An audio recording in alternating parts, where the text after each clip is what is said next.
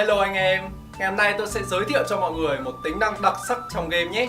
Với việc sở hữu cho mình 5 hệ vũ khí và bộ skill đa dạng, chắc hẳn các bạn sẽ cảm thấy rất đau đầu khi lựa chọn ra 2 hệ vũ khí tối ưu dành cho mình. Còn cá nhân mình ở đây thì đã có một bộ combo ưng ý rồi.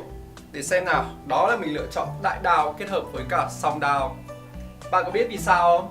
Chắc hẳn là một combo vô cùng hấp dẫn đúng không nào? Đại đao thì có khả năng sát thương lớn, còn song đao lại có khả năng áp sát đối thủ. Tải ngay với từ khóa Chiến thần 3D